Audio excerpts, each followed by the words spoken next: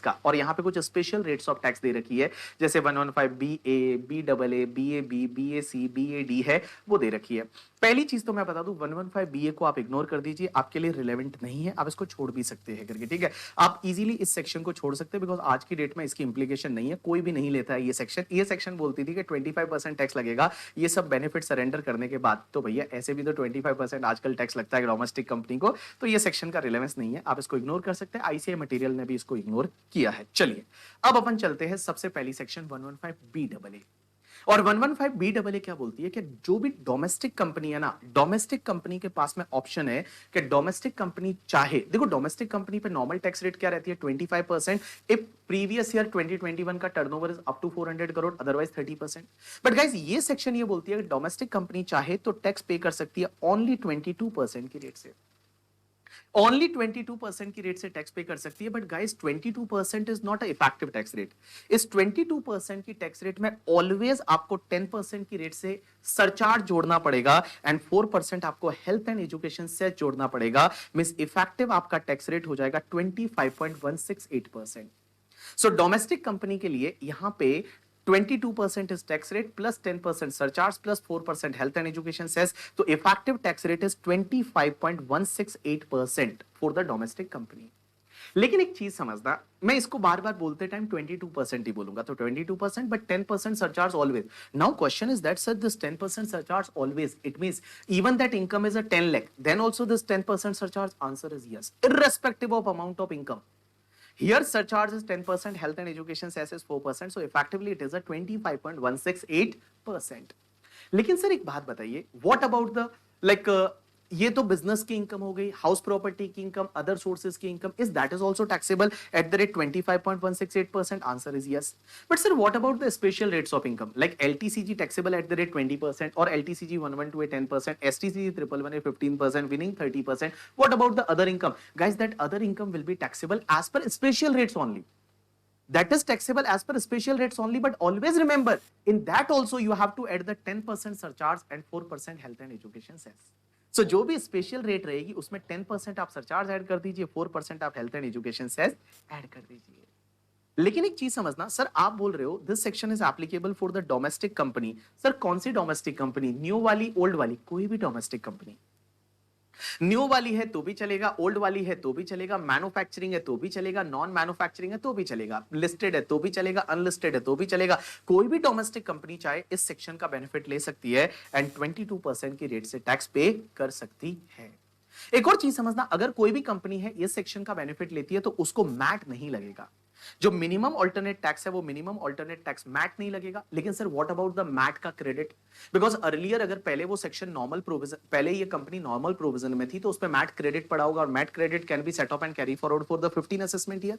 तो MAT credit का क्या होगा मैं बताऊं, मैट आपका लैप्स हो जाएगा। जो भी मैट क्रेडिट बचा है वो आपका लैप्स हो जाएगा, उसका कोई भी टैक्स ट्रीटमेंट नहीं है। तो ये बेटर है कि पहले आप मैट क्रेडिट को एडजस्ट कर लीजिए, उसके बाद आप इस सेक्शन में आइए, उससे पहले आप इस सेक्शन में मत आइए करके, ठीक है।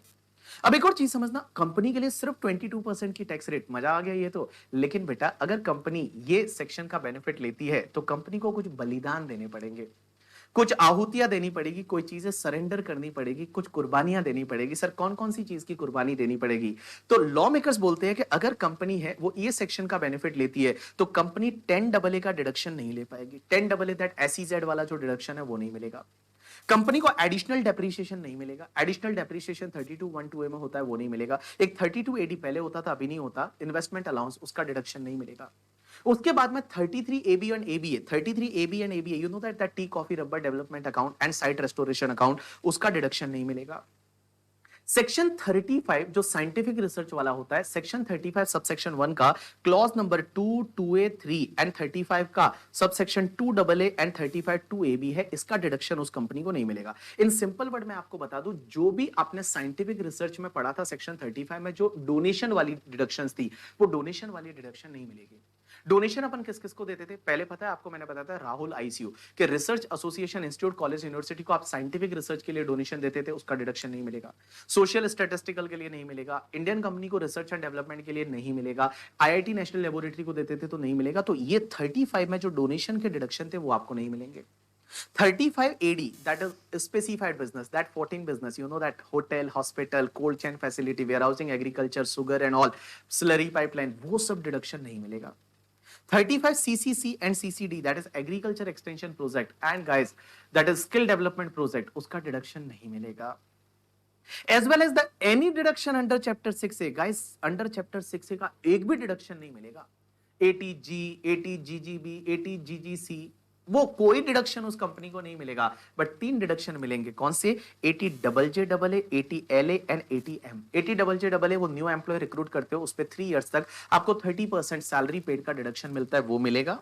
80LA क्या होता है? अगर IFSC में लोकेटेड कंपनी है तो उसको 10 ईयर तक डिडक्शन मिलता है, वो मिलेगा. और 80M क्या होता है? जो इंटर कॉर्पोरेट डिविडेंड होता है, वो इंटर कॉर्पोरेट डिविडेंड का डिडक्शन मिलता है, वो आपको मिलेगा. तो ये 3 डिडक्शन आपको मिलेंगे, बाकी कोई भी डिडक्शन आपको नहीं मिलेगा. तो देखिए मैंने क्या बोला, अगर कोई भी कंपनी है वो ये सेक्शन को ऑप्ट करती है तो कंपनी को क्या क्या चीजें सरेंडर करनी पड़ेगी. सबसे पहले 10AA डिडक्शन नहीं मिलेगा, एडिशनल डेप्रिसिएशन नहीं मिलेगा, 33AB ABA का नहीं मिलेगा, साइंटिफिक रिसर्च में जो डोनेशन के डिडक्शन है वो आपको नहीं मिलेंगे, और 35 AD नहीं मिलेगा, 35 ट्रिपल सी एंड CCD का डिडक्शन आपको नहीं मिलेगा. एनी डिडक्शन अंडर चैप्टर 6 से आपको नहीं मिलेगा एक्सेप्ट 3, दैट इज 80JJAA ले सकते हैं, 80M ले सकते हैं और 80LA ले सकते हैं, उसको छोड़ के और कुछ भी नहीं ले सकते. अब एक और चीज समझना भाई, भैया ये सेक्शन का डिडक्शन तो नहीं मिलेगा, बट इससे रिलेटेड अगर कोई पुराना ब्रॉड फॉरवर्ड लॉसेज है इन सेक्शंस की वजह से, या पुराना कोई ब्रॉड फॉरवर्ड अनअब्सॉर्ब डेप्रिसिएशन है, तो वो आपका लैप्स हो जाएगा, उसको अब आप सेट ऑफ नहीं कर सकते.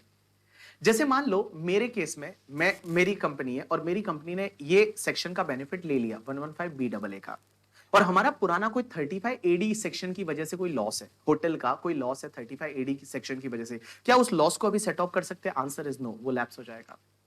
एज वेल एज द अगर कोई पुराना अनअब्सॉर्ब डेप्रिसिएशन में एडिशनल डेप्रिसिएशन है, बिकॉज एडिशनल डेप्रिसिएशन का डिडक्शन अब आप नहीं ले सकते, बट पुराना अनअब्सॉर्ब डेप्रिसिएशन है उसमें एडिशनल डेप्रिसिएशन है, वो एडिशनल डेप्रिसिएशन भी आप नहीं ले सकते, वो भी आपका लैप्स हो जाएगा.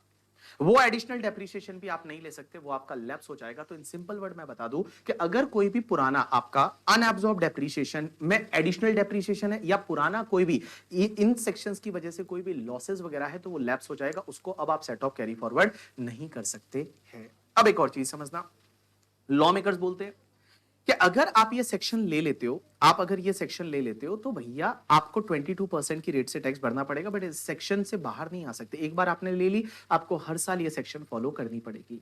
बट इन फ्यूचर में जाके अगर मान लो आपने कोई कंडीशन का वायलेशन कर दिया, जैसे आपने एडिशनल डेप्रिसिएशन ले लिया एंड ऑल, कंडीशन का वायलेशन कर दिया, तो आप इस सेक्शन से बाहर आ जाओगे, फिर वापस आप इस सेक्शन में नहीं आ सकते, फिर वापस आप इस सेक्शन में नहीं आ सकते हैं. अब एक और चीज समझना कि सर अगर ये सेक्शन का हमको बेनिफिट लेना है तो हमको क्या करना पड़ेगा, आपको अपनी रिटर्न फाइलिंग की ड्यू डेट से पहले पहले एक फॉर्म फाइल करना पड़ता है, that is the form number 10IC करके, आपने ऑफिस में किया होगा. 10IC रिटर्न फाइलिंग की ड्यू डेट से पहले पहले अगर आप फाइल कर देते तो आप इस सेक्शन को ऑप्ट कर लेंगे और आपको सिर्फ 22% की रेट से टैक्स है वो पे करना रहेगा. यू गॉट माय पॉइंट और not? Yes. Now next section is 115BAB. देखो आपको एग्जाम में जो पहला क्वेश्चन मिलेगा ना, that is from the PGBP, उसमें आइदर 115BAB पूछा जाएगा या 115BAA पूछा जाएगा. मेजर चांसेस 115BAA के बनते हैं, तो इस चीजों को प्रोविजन को बड़ा ध्यान से आपको देखना है, ठीक है.